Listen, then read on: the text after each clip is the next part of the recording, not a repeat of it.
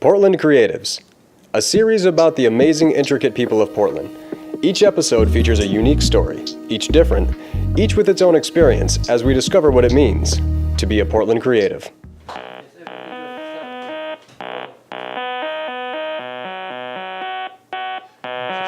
trippy.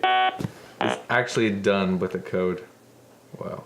So that was an example of something that caught my eye on the, some group I hang out in, was talking about, hey, isn't this interesting that you can write a one-line C program and it'll generate this amazing music.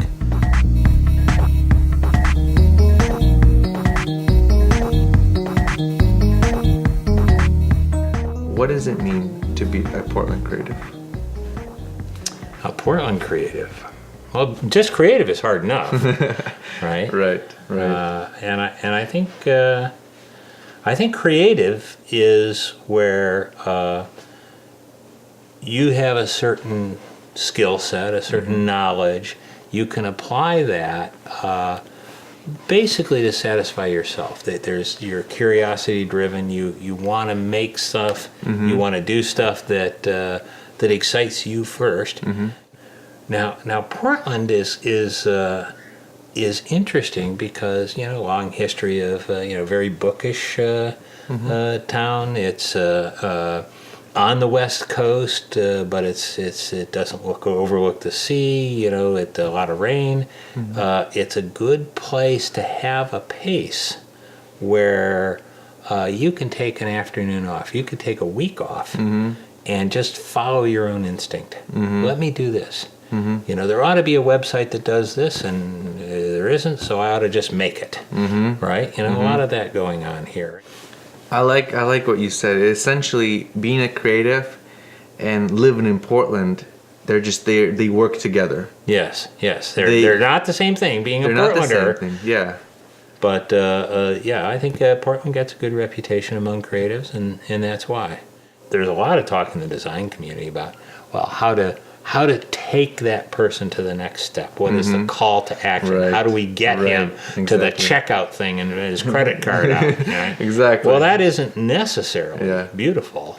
I mean, it might be effective. You can A/B test it and discover that you get the guy's credit card faster, but it isn't creating a place that people want to be. But if you want to make a place that people want to be, well, why are you doing it? Yeah. Well, maybe because you're just creative and you want to. Yeah. It doesn't have to be any more than that. Yeah, I wish the business world thought like that. Well, that's why you need two jobs. One job is to create beauty in the world, and the other is to keep the economy moving. What was important about the original wiki is that it could be useful when it was incomplete. Right. Because we had this ambition to have a catalog of all the ideas you would ever use in computer programming.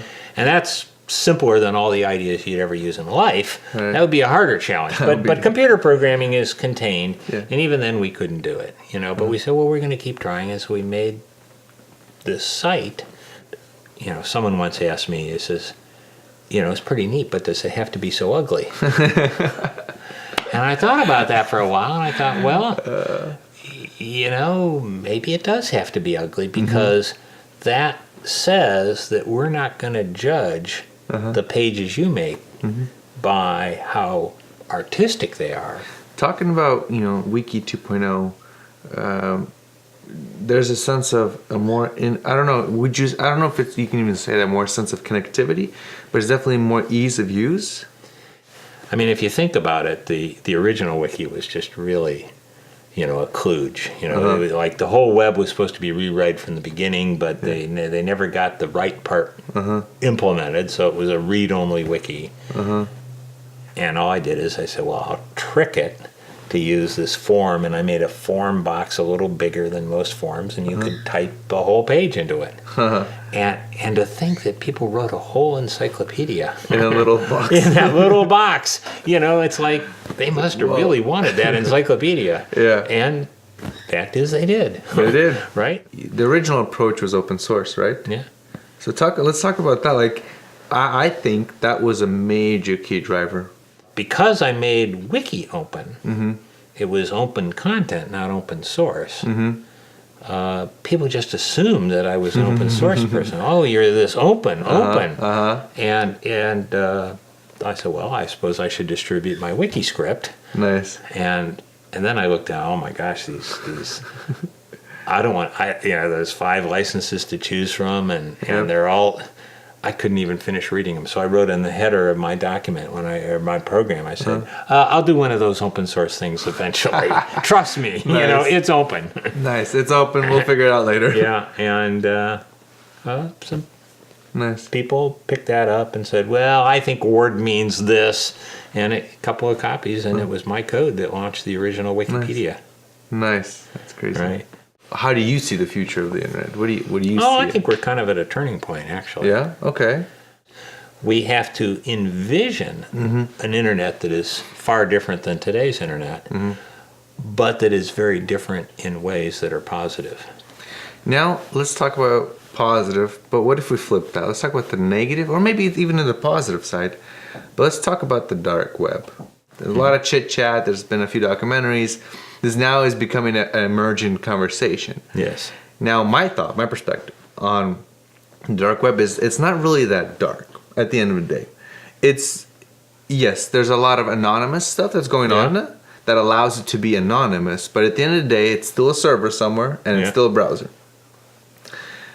So maybe there's this negative perception right now that it's all this craziness, but at the end of the day, it's not that different.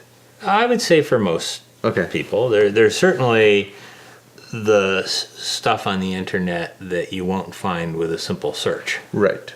And so for many people, that's invisible. Right. But as you mentioned, it's not. It's obscure, but it isn't really dark.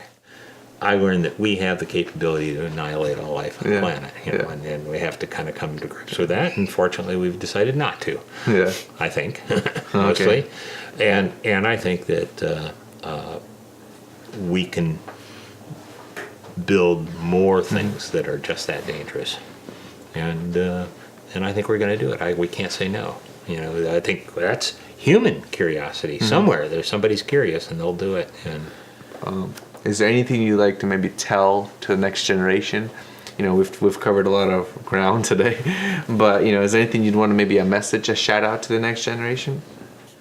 Make me proud. Got it. That's what just do something that I would say. Whatever made you think of that? That's what excites me, and there's a lot of frontiers. So nice. Get there. Okay, well, thank you so much for inviting us and having this wonderful conversation. Yeah, it's been a pleasure, and thank you for the great questions.